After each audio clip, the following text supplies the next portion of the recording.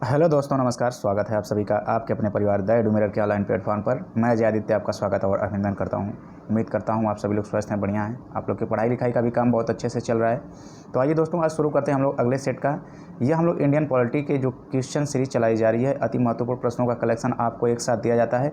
ये हम लोग प्रैक्टिस जो की जाती है, डेली की जाती है, और ये अपलोडेड मोड में वीडियो आपको हरदम मिल जाएगी। ये हमारे यूट्यूब चैनल पे अगर नए हैं तो चैनल को जरूर सब्सक्राइब कर लीजिएगा, जिससे कि आगे आने वाली जो भी वीडियोज़ होंगी, चाहे अपलोड की जाएँ या फिर वह लाइव स्ट्रीमिंग की जाएगी, तो आपको बहुत आसानी से उपलब्ध हो सकें।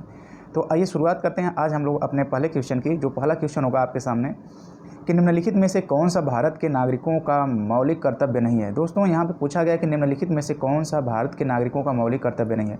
दोस्तों, अगर बात किया जाए मौलिक कर्तव्य की चर्चा कहाँ पे कैसे होती है, थोड़ा मौलिक कर्तव्य के बारे में बात किया जाए तो मौलिक कर्तव्य जिसे हम लोग कहते हैं फंडामेंटल ड्यूटीज़, भारतीय संविधान का जो भाग 4 होता है, भाग 4 का क है ना, यह अनुच्छेद जो होता है, अनुच्छेद 51 क में यह हमारे मौलिक कर्तव्य दिए गए हैं। ठीक है, अनुच्छेद 51 क में हमारे दिए गए जितने भी मूल कर्तव्य हैं, इन मूल कर्तव्यों का वर्णन भारतीय संविधान के भाग 4 क के अनुच्छेद 51 क में है।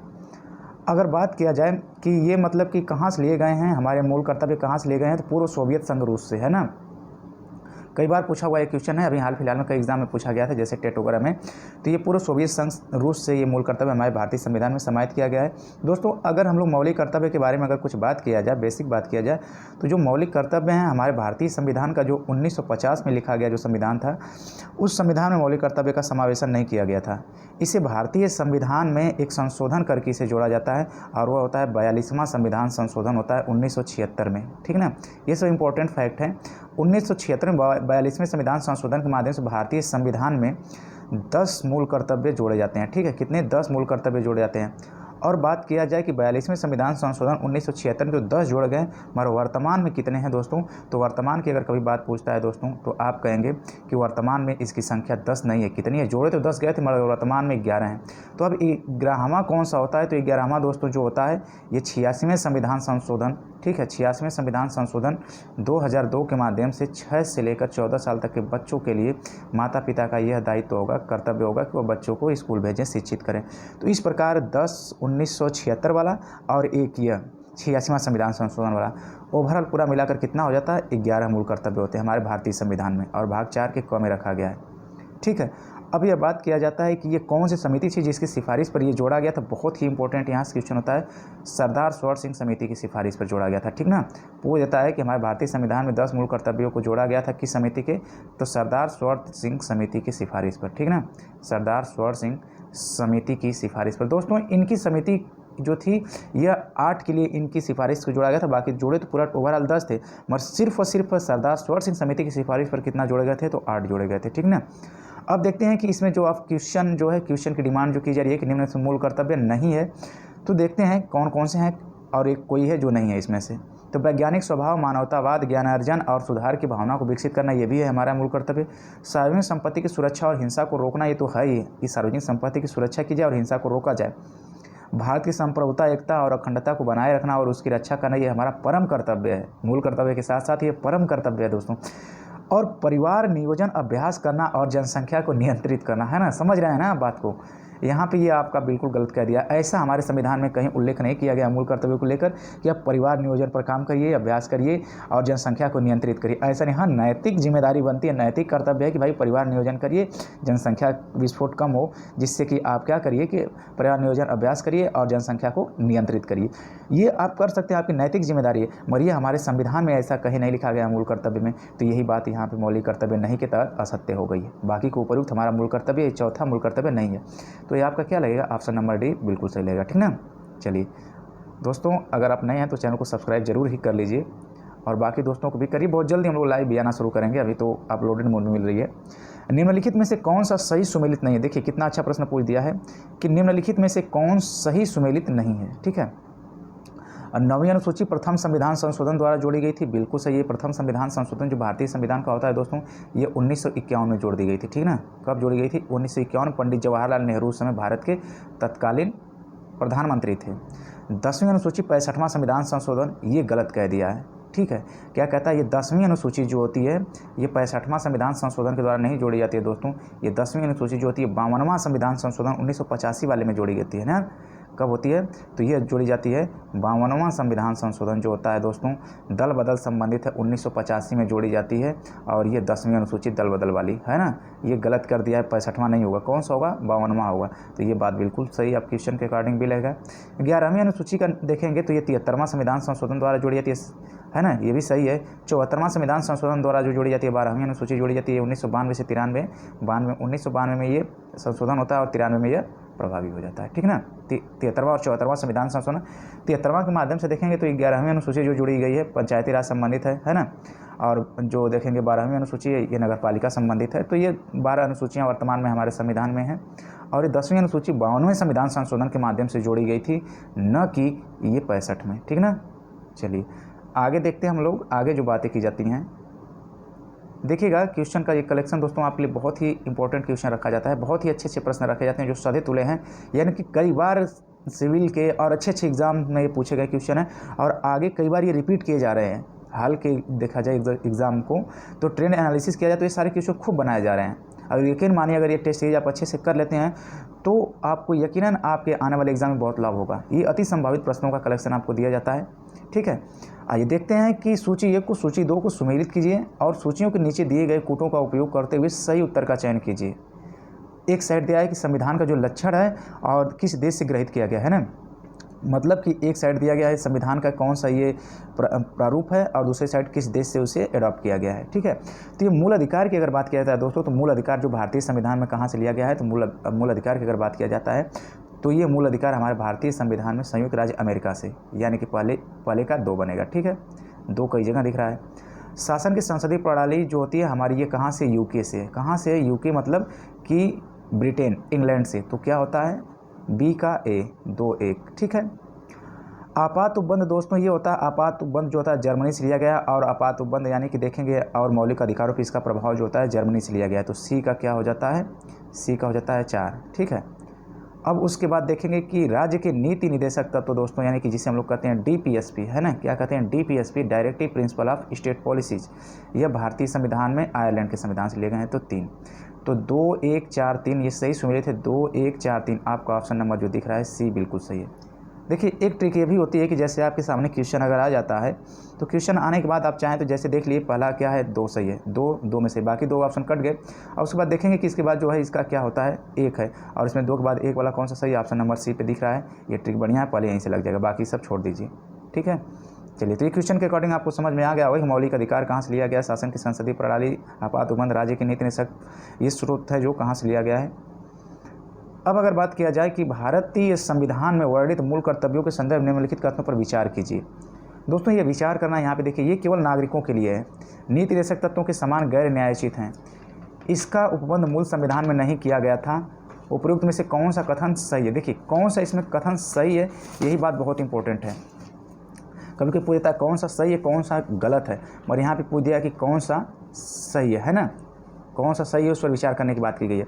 तो देखिए यहाँ पे जो विचार करने की अगर बात की जाती है तो आप स्पष्ट रूप से कह सकते हैं कि भारतीय संविधान में वर्णित मूल कर्तव्यों को कथन पर विचार करने की ये केवल नागरिकों के लिए, बिल्कुल सही बात है। किसके लिए है दोस्तों?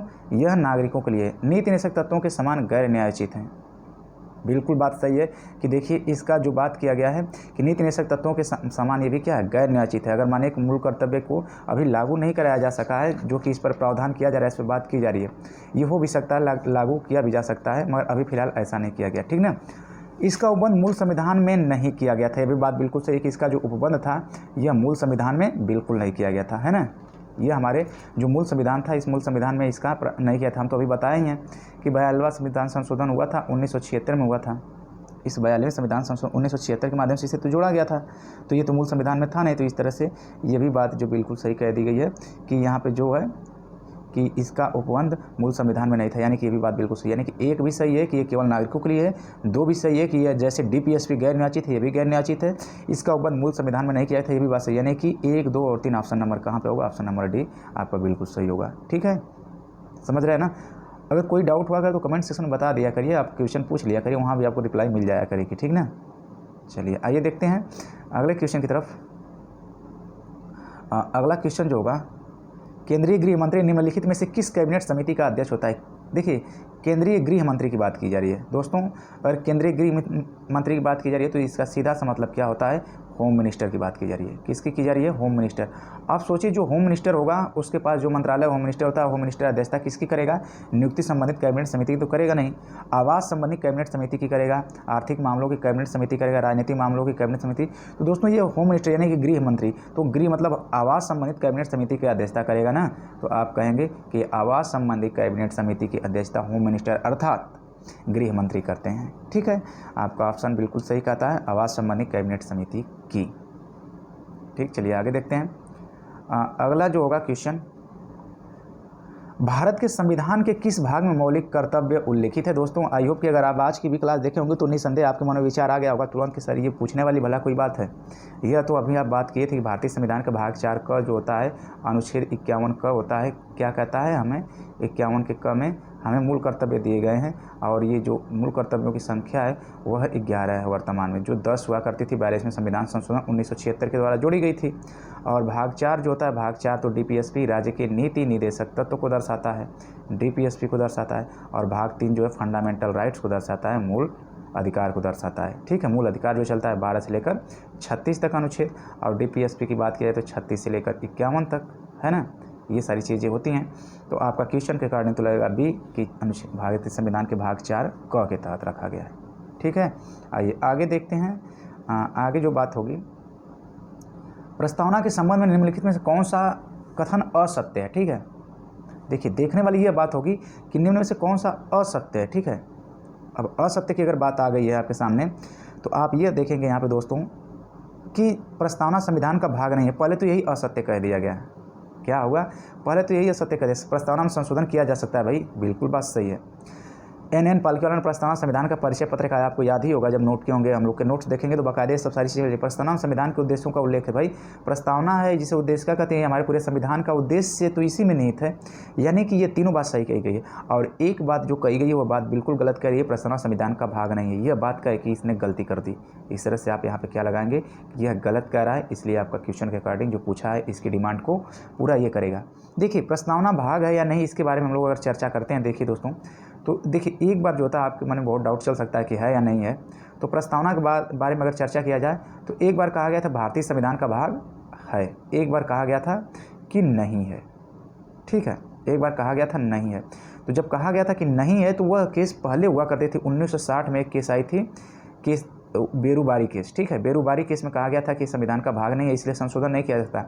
मगर फिर यह न्यायालय अपना ही निर्णय पलटते हुए 1973 वाली जो केस आई थी, 1973 केशवानंद भारती केस में यही न्यायालय अपना निर्णय देती है और कहती है कि यह संविधान का भाग है, और भाग है तो यह संशोधनीय है, इसमें संशोधन किया जा सकता है। तो आज की डेट में अगर पूछा ये क्वेश्चन तो आप कहेंगे कि नहीं सर बिल्कुल है। ठीक है, क्या है? ये बिल्कुल संविधान का भाग है, और अगर भाग है तो संशोधन भी किया जा सकता है।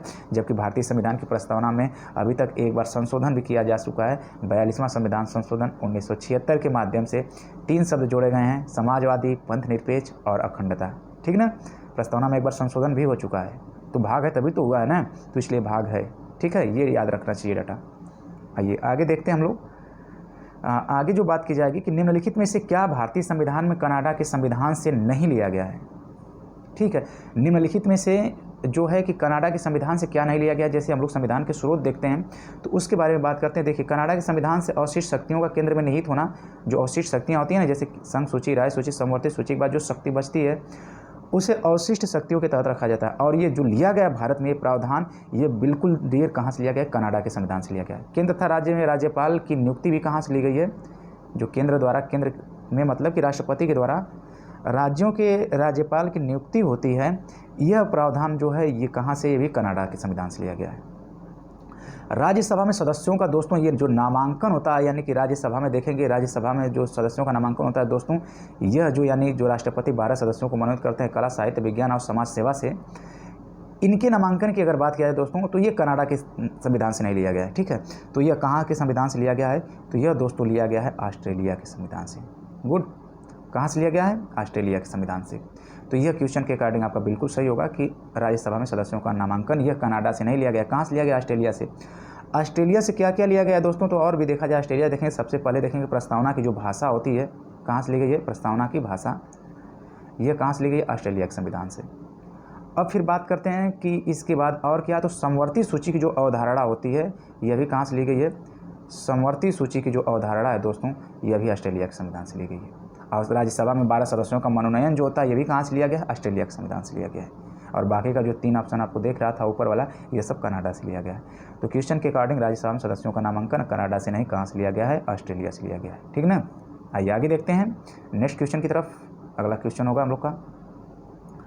आगे जो क्वेश्चन बनेगा देखिएगा, ये क्वेश्चन कहा जाता है आपसे कि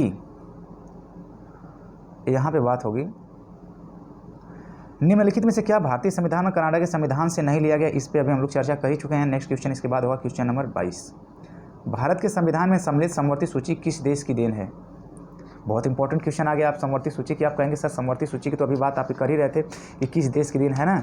तो हम लोग देखेंगे कि समवर्ती सूची की अगर बात किया जाए तो ये कहाँ से है? समवर्ती सूची ऑस्ट्रेलिया के संविधान से। अभी इसके ठीक पहले वाले क्वेश्चन में हम लोग की बात हुई थी, कहाँ से हुई है? यह हुई है आपकी ऑस्ट्रेलिया की। और कनाडा से हम लोग भी बात कर ही रहे थे। कनाडा के संविधान से अभी हम लोग इसके पहले देखें हैं कि अवशिष्ट शक्तियों का केंद्र के पास होना, केंद्र द्वारा राज्यपाल का नियुक्ति होना, कनाडा से सोवियत संघ, रूस, अभी हम लोग देखे थे, बात कर ही रहे हैं कि ये फंडामेंटल ड्यूटी यानी कि मूल कर्तव्य है, कहाँ से लिया गया? रूस से। हाँ, ऑस्ट्रेलिया से और क्या क्या लिया गया अभी हम लोग चर्चा कर ही रहे थे, जैसे कि प्रस्तावना की भाषा ली गई है ना। राज्यसभा में 12 सदस्यों का मनोनयन, और जो हमारे यहाँ देखेंगे कि राष्ट्रपति संयुक्त अधिवेशन की जो होता है, संयुक्त अधिवेशन का जो प्रावधान है, ये भी ऑस्ट्रेलिया के संविधान से। याद रखिएगा क्या? संयुक्त अधिवेशन का प्रावधान। ठीक है, संयुक्त अधिवेशन का जो प्रावधान है, ये भी कहाँ से लिया गया है? तो ऑस्ट्रेलिया के संविधान से लिया गया है। ठीक ना। तो समवर्ती सूची की अवधारणा ऑस्ट्रेलिया के संविधान से। सही है। चलिए, तो अगर सही है तो आगे चलते हैं नेक्स्ट क्वेश्चन की तरफ। राज्यों की सीमाओं में परिवर्तन करने का अधिकार निहित है। दोस्तों, राज्यों की जो सीमाएं होती हैं उनमें परिवर्तन करने का यहाँ पे जो बात की गई है, ये परिवर्तन करने का अधिकार निहित है राज्य सरकार में, राष्ट्रपति में, प्रधानमंत्री में, संसद में। तो दोस्तों देखिए, राज्य की सीमाओं, क्षेत्रों और उसके सीमा क्षेत्रों में परिवर्तन की अगर बात किया जाए तो यह अधिकार जो है संसद के पास है। किसके पास है? भारतीय संविधान का जब अनुच्छेद 2 और 3 पढ़ते हैं, कौन सा? आर्टिकल 2 और 3। ठीक है, 2 और 3 में देखते हैं कि यहाँ पे देखेंगे दूसरे में कहा जाता है कि किसी नए राज्य की स्थापना, है ना, कहा जाता है कि नए राज्य की स्थापना या प्रवेश संसद साधारण संशोधन करके क्या कर सकती है? स्थापना या प्रवेश कर सकती है। अनुच्छेद 3 में कह दिया जाता है कि किसी नए राज्यों के नामों, उसके क्षेत्रों या क्षेत्राधिकारों में भी परिवर्तन कर सकती है साधारण बहुमत से। कौन? संसद। तो ये अधिकार जो दिया गया है दोस्तों, उसके नामों में, सीमा क्षेत्रों में, उसके स्थापना में, उसके गठन के लिए, नए राज्य के प्रवेश के लिए, यह सब काम कौन किसके पास होता है करने का? ये अधिकार किसके पास है? तो संसद के पास है। कभी गलती से राज्य सरकार, राष्ट्रपति, प्रधानमंत्री न लगा दीजिएगा। किसके पास होगा? तो संसद के पास होगा। और ये कहाँ पे है अधिकार? तो भारतीय संविधान का भाग 1 संघ एवं उसके राज्य क्षेत्र के बारे में ही जो बात करता है वहीं पर मिल जाएगी। कहाँ पर? तो भाग 1 में। ठीक ना। आइए आगे देखते हैं। आगे नेक्स्ट क्वेश्चन होगा आपका आज का अगला क्वेश्चन, क्वेश्चन नंबर 24। ठीक है, क्वेश्चन नंबर 24, संविधान सभा के चुनाव कब निश्चित हुआ? देखिए, संविधान सभा के लिए चुनाव कब निश्चित हुआ? दोस्तों, जैसा कि हम लोग बात करते हैं अक्सर कि जो संविधान सभा का देखेंगे गठन जो हुआ था, कैबिनेट मिशन के प्रावधानों के तहत हुआ था। किसके? कैबिनेट मिशन के प्रावधानों के तहत हुआ था। अब ये कैबिनेट मिशन के प्रावधानों के तहत हुआ था दोस्तों। तो एक कैबिनेट मिशन जो था ये भारत आया ही कब था? तो ये 24 मार्च 1946 को आया था, है ना। 24 मार्च 1946 को आता है। और इसमें देखेंगे कि जो बात की जाती है, ढेर सारी बातें की जाती हैं, कितने सदस्य होंगे, कैसे, कहाँ से आएंगे। तो जो ये निर्धारित किया गया था कि इसमें कुछ सदस्य मनोनीत होकर आएंगे, कुछ सदस्य निर्वाचित होकर आएंगे। तो जिनका चुनाव कराया जाना था, जो सभी राज्यों की विधानसभाओं से जो सदस्य चुन कर आए हुए थे, है ना, जो 292 सदस्य थे, उनका क्या हुआ था? चुनाव हुआ था। ये 292 सदस्य जो आए थे चुनकर, प्रति 10 लाख जनसंख्या पे एक सदस्य जो चुनकर आए थे, इनका चुनाव कब हुआ था? समय अवधि क्या थी? तो दोस्तों वह समय अवधि क्या थी? जुलाई से अगस्त। क्या थी? जुलाई से अगस्त वाली समय अवधि थी। और यह बिल्कुल सही आपका जुलाई से अगस्त 1946 में हुआ था इनके लिए चुनाव। आपका ऑप्शन नंबर लगेगा B is the right answer. बिना किसी संदेह का आप लगाएंगे ऑप्शन नंबर बी। ठीक है, आइए चलते हैं आज के अगले क्वेश्चन की तरफ।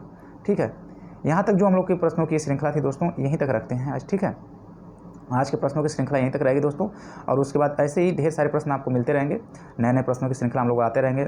और अगर नए हैं चैनल को तो ज़रूर सब्सक्राइब करिए, है ना। अगर नए हैं तो चैनल को सब्सक्राइब करिए और दोस्तों को भी ज़्यादा से ज़्यादा शेयर करिए, लाइक करिए और बताते रहिए। अपना ढेर सारा प्यार बनाए रखिए। और दोस्तों, हम लोग बहुत जल्दी लाइव लेना शुरू करेंगे। ये प्रैक्टिस जो चलाई जा रही है आपके आने वाले हर एक प्रतियोगी परीक्षा में आपके समान रूप से उपयोगी साबित होने वाली है।